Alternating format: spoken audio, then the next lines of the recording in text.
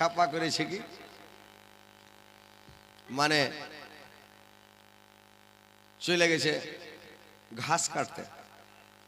তো খ্যাপা ঘাস কাটতে যে গেছে তো টেনিস মিটারের কাছে দেখছে যে একখানি উঁচা ঘাস লেগে আছে আর একবারে সবুজ চশমা চোখে দিয়ে চলে গেছে।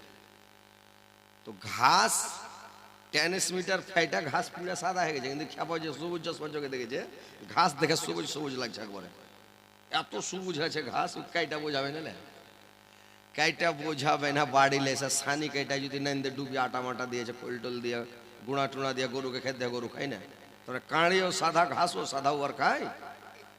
এই চশমা খুলে যদি দেখছে সালা গরু এত কষ্ট করে ঘাস কেটে লেছে, গরু তো খাই না কেন রে। চশমা খুলে যদি দেখছে তো চমকা এন করে একবারে কই যে কি ব্যাপার, তো সালা ঘাস সাদা কেটে লেন সবুজ আর এটা সানি কাটলো তো সাদা হয়ে গেল। ব্যাপারটা কি চোখে দিছি তো সবুজ লাগছে, খুলে দিছি তো সাদা হয়েছে। ব্যাপারটা কি চশমা খানটাকে খুলে গরুর চোখে বেঁধে দিলে, এবার গরু আইমুই করে খেতে শুরু করে দেয়। যতটি সানি কেটেছিল সবটি সানি গরুতে খাইলে ধড়ফড় করে, ওকে সবুজ লাগছে তো খাইতে শুরু করে। তো ওইরকম যারা খাড়ি হয়ে যাবে চোখে চশমা বাঁধতে হবে। এরা জায়গা ঢুঁড়ে পাই না যে কোনকে বসবো, চশমা বান্ধি দেখতে হবে যে ফাঁকা জায়গা দেখতে পাবে তো নিচে বসে নাকি। হাজি ভাই এসে আগা দিকে বসেন, তাইলে বসবেন, তাইলে তো ভালো লাগবে, দেখে মজাটা লাগবে।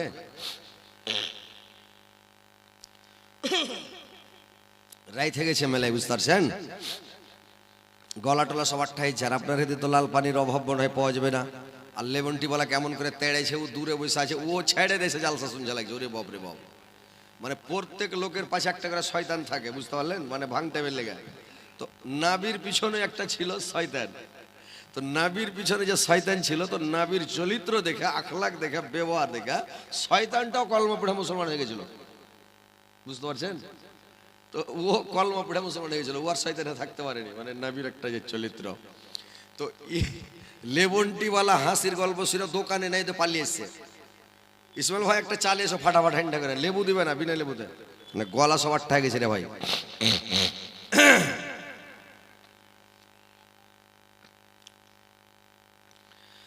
আমায় গাইতে দয়াল বাধা দিয়া না, মনের কথা বলতে দাও, জবান বন্ধ করো না। মনের কথা বলতে দাও, জবান বন্ধ করো না।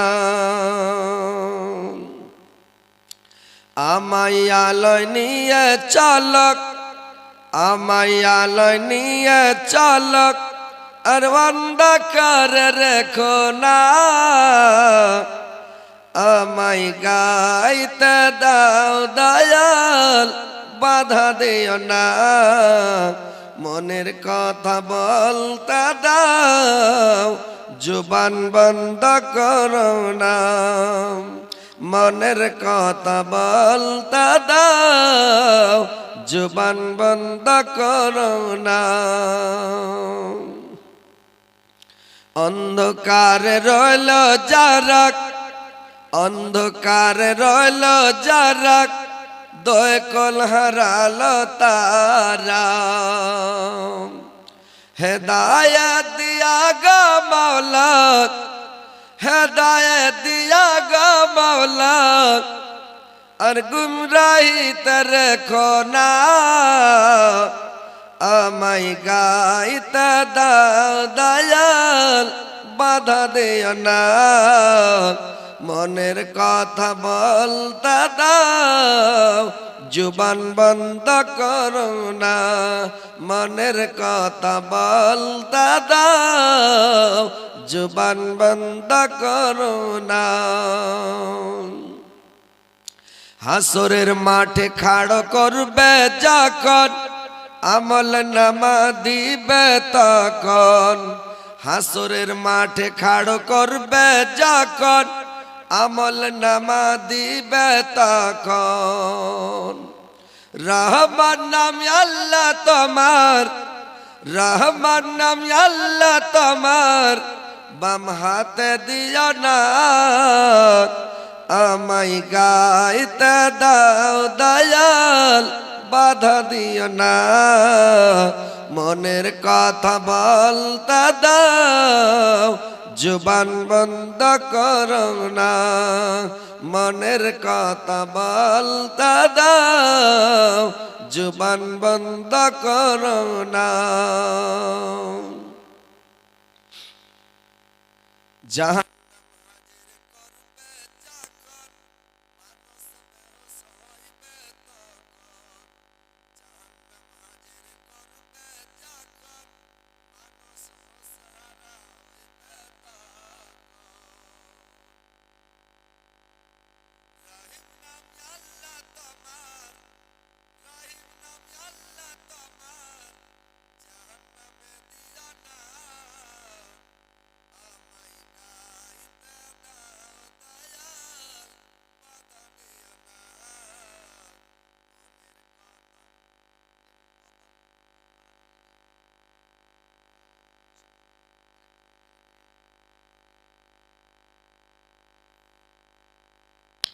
আরে বাপরে,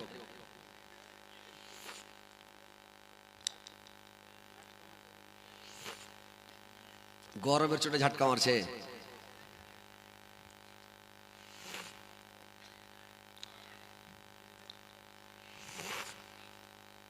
রাত বেশি হলে চা খাট্টা লাগবে, চায়ে ঝাটকা মারছে।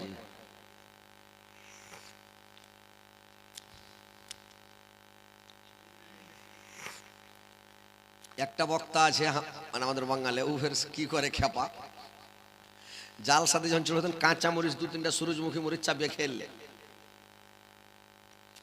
আর সূরজমুখী মরিচ চাবিয়ে নিলে আর এই তো ঝাল লাগবে উসুস করবার, রাস্তা ক্লিয়ার হলো, যত ইয়ে আছে সব রাস্তা ক্লিয়ার।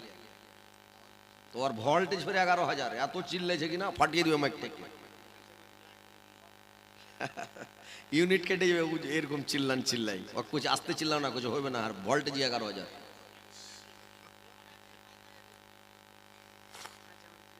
একদিন খেয়েছিলাম একটা, এই জেনারেটরের স্টার্ট বন্ধ করে দিয়েছিলাম। সেক্রেটারি বলছে মাদ্রাসার যে যদি জেনারেটরের স্টার্ট বন্ধ করে দিতে পারো তো 1,000 টাকা দেবো, বাহির করে থুয়ে দিলে, খালি বন্ধ করে দাও। একদম ধরলাম এমন যে একটা গাজালে টান ধরলাম কিনা, এক খিটারে ভাট ভাট ভাট করে বসিয়ে দিলাম জেনারেটরকে, বন্ধ করে দিয়েছিলাম। এখন পারবো না ভাই, বুড়া হয়ে গেছি, তখন চাংড়া ছিল। এটা বন্ধ করা যাবে না, ওয়াকে বন্ধ করতে হারি তারটার ছিঁড়ে শেষ।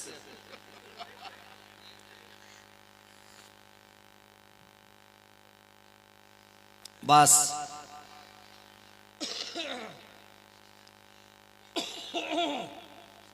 এইবার রাজধানী এক্সপ্রেস পিক আপ ধরে টাইনা একদম ধরে লিজে বন্দে ভারতের মতন চলবে, চো চো চো চো করে একবারে। কোনো জায়গায় চাক্কা ঠেকাবো, কোনো জায়গায় ঠেকাবো না, উড়ে যাবো।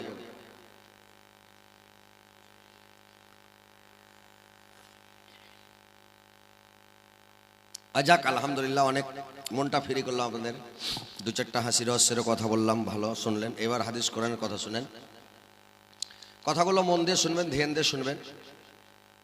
আমি কি আয়াত পড়েছি, কি ওয়াজ করবো, মুল্লি সাহেবরা বুঝতে পারছে, পাবলিক তারা বুঝতে পারে না। এরা হাহালাদ্রি, এরা বলছে কি যে বলে না বলে রে, লইয়া বহুর গল্প করবে না লইয়া জামের গল্প করবে, এরা এটাই ভাবছে। কিন্তু মুল্লি সাহেবরা বুঝে লেছে যে হজরত আলী কি ওয়াজ করবে, যে আয়াতটা পড়তে মাত্র বুঝে নেই যে কি ওয়াজ করবে। তার মানে সবাই তো জানি আমরা, কে কোন মুলবি যখনই আয়াত পড়ে বুঝে নেবে হ্যাঁ এই সম্পর্কে এই বক্তব্য দিবে। যাই হোক ইনশাআল্লাহ আপনাদেরকে আমি বলবো কথাগুলো মন দিয়ে ধ্যান দিয়ে শুনবেন। দেখেন ভাই, এই পৃথিবীটা বেশি দিনের জন্য নয়, আর এই পৃথিবীতে বেশি দিন থাকতেও আসেনি, কেউ আসেনি, কেউ থাকবে না, একদিন সবাইকে যেতে হবে। এখন জামানির গরম আছে, খুন ভিতরে টকবক করছে, এখন মনে দূর কিয়ামত কখন মরবো, কখন কি হবে, এখন তো 15-20টা বেটা তো হোক, ছেলে পিলে তো হোক, দেখা যাবে তখন নাকি। এখন মানুষ এটাই ভাবছে, যখন খুনের গরম কমে যাবে, যখন টেম্পার কমে যাবে, মাঞ্জায় ব্যথা, হাঁটুতে ব্যথা, শরীরে ব্যথা, মাথায় ব্যথা, বুকে ব্যথা যখন শুরু হবে, তখন আল্লাহকে বলে ধীরে নেবে, আল্লাহ কি করলাম, আমার যৌবন কালটাকে জামানিটাকে তো আমি বেকার করে দিয়েছি, নামাজ পড়ি নাই, রোজা করি নাই, তাসবিহ পড়ি নাই, জিকির করি নাই, আল্লাহ কি করলাম, আমি সময়টাকে অযথা নষ্ট করলাম। যদি জ্ঞানের বুড়া হয় তাহলে চিন্তা করবে, না হলে ধুর যা হবে দেখা যাবে। মরার পর বলে যা হবে দেখা যাবে, দেখতে দেখতে গরমে ঠিক করে ও দেখতেই থাকবে, গরমে যেও দেখিয়ে আছে, কবরে যে ঠাঠাইবে ও দেখিয়ে আছে, দেখি থাক। তো কথা হচ্ছে চিন্তা ফিকির করে, আল্লাহ জ্ঞান দিয়েছে, ব্রেন দিয়েছে, বুদ্ধি দিয়েছে, বিবেক দিয়েছে, এমন কোন মানুষ খ্যাপা নাই যে ও এগুলো বুঝতে পারে না। আর যে লোকটা বুঝতে পারে না, এত খ্যাপার খ্যাপা, আল্লাহর উপরে নামাজও মাফ করে দেয়। যে পাগল ও বুঝে না, খ্যাপা, ওর নামাজ মাফ। অজ্ঞান হয়েছে, বেহুশ হয়েছে, ওর নামাজ মাফ। যখন বেহুশ হয়ে যাবে তখন ওর নামাজ মাফ। যে লোকটার জ্ঞানই নাই, পাগলা, মানুষের সামনে পায়খানা করে দিচ্ছে, মানুষের সামনে পেশাব করতে লাগছে, মানুষের সামনে ও মানে পাগলামো করে বেড়াইছে, জ্ঞানই নাই, ওই লোকটার নামাজ নাই ভাই, ও নামাজ পড়তে পারবে না। আর যে লোকটার জ্ঞান আছে, বুদ্ধি আছে, বিবেক আছে, ও বুঝতে পারছে ওকে নামাজ হার হালাতে পড়তে হবে, ও যে করে পড়ুক, যদি ওর হাত পা ভেঙে চুর হয়ে যায় সেদিন, ওর হুঁশ আছে, নামাজের ওয়াক্ত হয়ে গেছে, ওকে নামাজ পড়তে হবে। খাড়িয়ে পড়তে পারে না, ওকে বসা পড়তে হবে, বসা পারে না শুতে পড়তে হবে, সুতা সুতা চোখের ইশারায় পড়তে হবে, কিন্তু নামাজ পড়তে হবে। কোনো হালাতে নামাজ মাপ নাই, আপনি যেটাই করেন। আর যদি না করেন, আল্লাহর আগা দিকে কিয়ামতের দিন বাঁচতেই পারবেন না, বাঁচতেই পারবেন না। আল্লাহ কিয়ামতের দিন কোরআনের মধ্যে এক জায়গায় আল্লাহ বলছেন, ফায়াউমাইজিন লা ইয়াসআলু আন জামবে ইনসা ওয়ালা জান, আমি জিন আর ইনসানকে কোনো প্রশ্নই করব না। ইয়ারাফুল মুজরিমুনা বিসিমাহুম ফায়াউখাযু বিন নাওয়াসি ওয়াল আকদাম, তাদের চিহ্ন দ্বারাই চিনা যাবে, তাদেরকে চিন্তায় পড়ে যাবে যে এরা অপরাধী, এরা গুনাহগার, এরা পাপিষ্ঠ, এরা মুজরিম, এদেরকে দেখে চিনা যাবে। জাহান্নামের ফেরেশতা কপ কপ করে ধরে নিবে, আর ধরে নিয়ে চুলের ঝুটি ধরা আর ট্যাং ধরা লাড্ডু করে, যেটা জাহান্নামের কমান্ডার হযরত মালিক আলাইহিস সালাম, ওর হাতের তেলাটাতে 60,000 লোক আটবে রে ভাই। এত তাগড়া ফেরেশতা, এত উঁচা ফেরেশতা, এত ভয়ানক ফেরেশতা, তো ধরবে আর জাহান্নামে ফেলবে। আল্লাহ পাক আবার কোরআনে অন্য জায়গাতে বললেন, ফাওয়া রাব্বিকা লা নাসআলান্নাহুম আজমাইন, আমি অবশ্যই অবশ্যই আমার বান্দাকে আমি কিয়ামতের দিন প্রশ্ন করব। আম্মা কানু ইয়ামালুন, আমি তাদের আমল সম্পর্কে জিজ্ঞাসা করব। আল্লাহ এইভাবে জিজ্ঞাসা করবে না রে ভাই, আরে খেপা তুই নামাজ কেন পড়িস নি, তুই রোজা কেন করিস নি, তুই হজ কেন করিস নি, তুই যাকাত কেন দিস নি, তুই ভালো কাজ কেন করিস নি, এটা কেন করিস নি, ওইটা কেন করিস নি।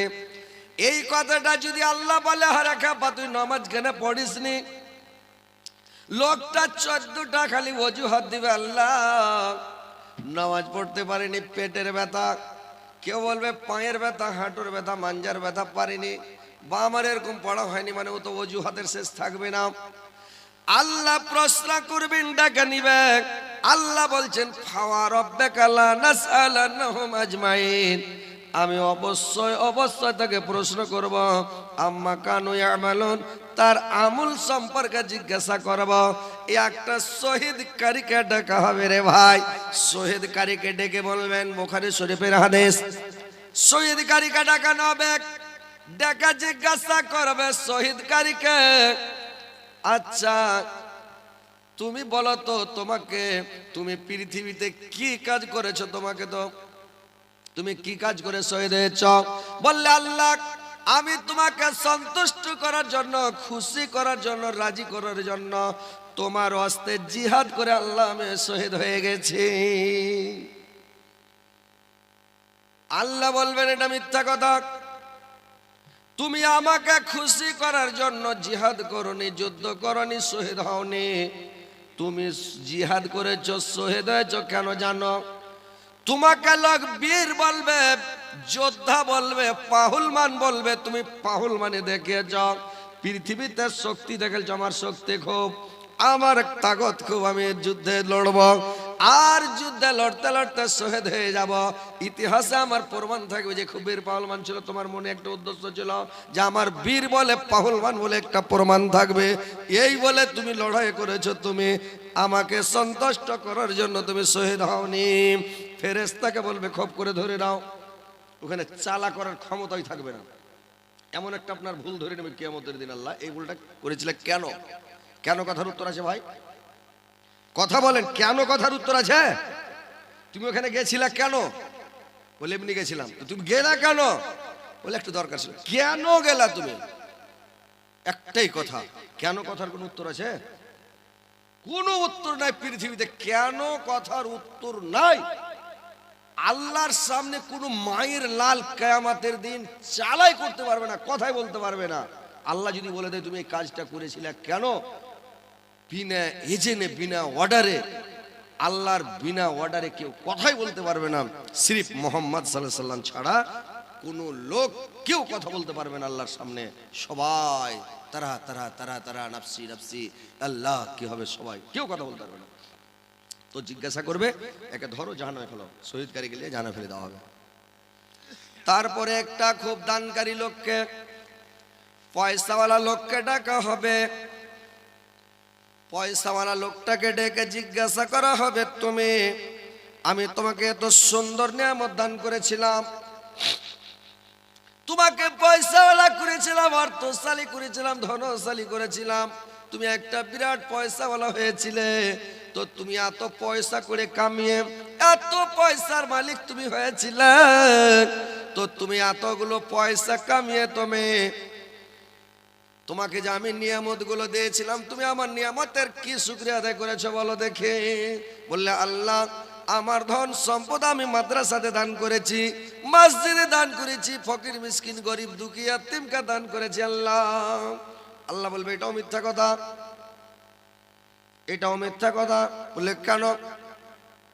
বললে তুমি দান করেছ, লোককে দেখিয়ে তুমি দান করেছো, তোমার উদ্দেশ্যটা, তোমার মনের উদ্দেশ্যটা ছিল, তোমার দিল বলছিল আমি দান করব, লোক আমার নাম করবে, লোকটা খুব দানি, লোকটা খুব পয়সাওয়ালা, লোকটা এত দান করে তুমি নাম কামার জন্য দান করেছিলা, তুমি আমাকে সন্তুষ্ট করার জন্য তুমি দান করো নাই। লোকটা লাজবাব। আল্লাহ বলবে ফেরেশতাদেরকে ধরো, ফেলো জাহান্নামে, লিও, টানো, লে যাবে, ধরে লে জাহান্নামে ফেলে দেবে রে ভাই। আবার একটা আলেমকে ডাকা হবে, একটা মুলবি সাহেবকে ডাকা হবে, বলবে শোনো,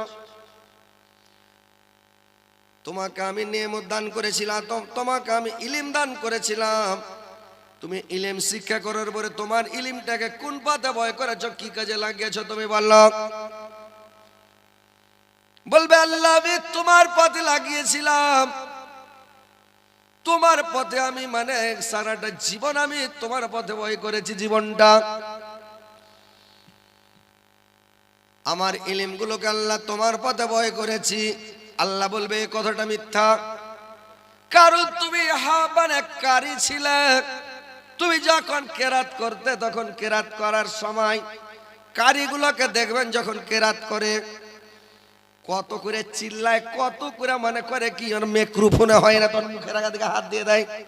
বাংলাদেশের কারিগুলোকে দেখছেন কত চিৎকার করছে, যেটা আফ্রিকার কারি, কালো কারিটা আফ্রিকার, এখন বিশ্বের মধ্যে ওই কালো কালো আফ্রিকাটা, আফ্রিকার লোকটা কারিটা, এখন আমার মন বলছে যে মনে হয় বিশ্বের মধ্যে ওই এখন মনে হয় যে বেশি দম ধরে কেরাত করতে পারছে, এত কেরাত করছে যে মনে হয়েছে যে ওরে বাপরে বাপরে,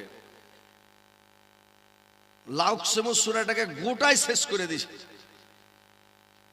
আলহামদু সূরাটা শেষ করে ওয়াজ্জাহ সূরাটাকেও পাস করে দিয়েছে। এরকম কারি, দমের কারি চোখে দেখতে মানে পড়ে না, এত কেরাত করছে। আল্লাহু আকবার। তো যারা আল্লাহকে সন্তুষ্ট করার জন্য কেরাত করছে তো ভালো, আলহামদুলিল্লাহ। আর যারা আল্লাহকে সন্তুষ্ট করবে না, লোককে দেখে নাম কিনবে, আমাকে লোক কারি বলবে, আমাকে লোক কারি বলবে, আমার দুনিয়াতে নাম হবে, পৃথিবীতে নাম হবে, নামের উদ্দেশ্যে যদি কেরাত করে তাহলে ভাই ওকে জাহান্নামে নিক্ষেপ করা হবে। বলে তুমি নাম কামার কারণে কেরাত করেছিলে। যারা বক্তা রে ভাই, এরা যদি শুধুমাত্র পয়সা কামার ধান্দা করে আর ছেলে পিলেকে পয়সা কামার জন্য যদি মানে লেখাপড়া শিখায়, দিন শিক্ষা করে, তাহলে কিন্তু এদেরকেও ধরবে, মানে ধরে গ্রেপ্তার করবে ভাই। তো কথা হচ্ছে ভাই রে আমার, যেটাই কাজ করবেন আল্লাহকে সন্তুষ্ট করার জন্য, আল্লাহর উদ্দেশ্যে কাজ করবেন, বাচ্চা আছে। আর যদি না থাকে তাহলে কিন্তু বাচ্চাসের কোনো গুঞ্জাস নাই। তো ভাইরা আমার, আলেমকে ডেকে জিজ্ঞাসা করবে তুমি কি কাজ, তুমি ইলমটা কোন পথে বয় করেছো?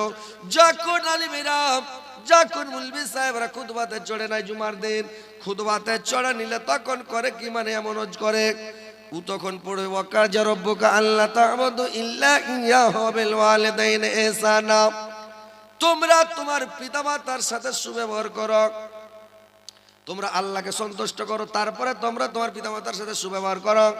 আর তাদেরকে ধমক দিও না, মানে খেকড় মারিও না, জামানির গরম দেখাবে না, তাদেরকে শব্দ বলবে না, মানে এইভাবে তাদেরকে বুঝিয়ে বুঝিয়ে বলে। কিন্তু যখন ও নেমে যায় জলসা থেকে, খুতবা থেকে নেমে যায়, বাড়ি চলে যায়, তখন কিন্তু আর নিজের মাকে ভাত দেয় না, বাপকে ভাত দেয় না রে ভাই, উল্টা কাজ করে। সেদিন কিয়ামতের দিন ফাঁসবে কিনা বলুন তো? তো যারা উল্টা কাজ করবে, হাদিসের উল্টা, ওই লোকগুলা সেদিন মানে পাকড়াও হয়ে যাবে। তো কথা হচ্ছে ভাই, যে কোনো কাজ করবেন যেটাই উদ্দেশ্য থাকবে আপনার, উদ্দেশ্যটা যেন আল্লাহকে খুশি করা, উদ্দেশ্যটা যেন আল্লাহকে সন্তুষ্ট করা। কিয়ামতের দিন যখন সমস্ত মানুষকে এভাবে হিসাব নিতে নিতে নিতে নিতে নিতে গুনাহগার পাপিষ্ঠীদেরকে যখন ধরে জাহান্নামে নিক্ষেপ করা হবে, জাহান্নাম মানে করেছে কি, ইন্না জাহান্নাম কানাত মিরসাদা, জাহান্নাম উঠ পেতে বসে আছে, একবারে ফান পেতে বসে আছে, শিকার ধরার তাকে আছে রে ভাই। যেরকম বানের সময়, পানির সময় আপনারা ফাঁস জাল লাগান না, ফাঁস জাল লাগিয়ে ডাঙ্গাতে বসে থাকেন, মাছ যাচ্ছে ধরবো, মাছ যায়, জালে পড়ে যায়, একটা শিকার ধরার তাকে থাকে, ওইরকম জাহান্নাম জাল পাতিয়ে, ফাঁদ পাতিয়ে শিকার ধরার জন্য উঠ পেতে বসে আছে, খালি তাক করে আছে কখন আমি ধরবো। তো জাহান্নাম তাক করে বসে আছে, ইন্না জাহান্নাম কানাত মিরসাদা লিত্তাগিনা মাবা, সেটা তাদের ফিরে আসার আবাসস্থল। লাবাসিনা ফিহা আহকাবা, আর সেখানে তারা যুগ যুগান্তর ধরে তারা বসে থাকবে ভাই, যুগ যুগান্তর, যুগের পর যুগ, যুগের পর যুগ ওইখানে তারা পড়ে থাকবে জাহান্নামে। যখন জাহান্নামে মানুষ চলে যাবে, রাত আসবে না, দিন আসবে না, মাস আসবে না, বছর আসবে না, কাল আসবে না, যুগের পর যুগ, যুগের পর যুগ, যুগের পর যুগ, যুগ যুগান্তর ধরে পড়ে থাকবে। আল্লাহ বলছেন লাবিসিনা ফিহা আহকাবা লা ইয়াজুকুনা ফিহা বারদা ওয়ালা সারাবা, আর সেখানে যে যুগের পর যুগ পড়ে থাকবে, সেইখানে কোনো ঠান্ডা জিনিসের স্বাদ পাবে না এবং কোনো পানীয় না। ইল্লা হামিমা ওয়া গাসাকা, সেইখানে গরম ফুটান্ত টকবগা পানি, আর ফুটান্ত টকবগা পানি, আর মানে রক্ত পুজ ছাড়া অন্য কিছু নাই, অন্য কিছু খেতে পাবে না। ওইখানে গরম ফুটান্ত টকবগা পানি, আর পানি তো নয়, ওইগুলো রক্ত পুজ, খালি পুজ, ওইগুলো মানুষকে খেতে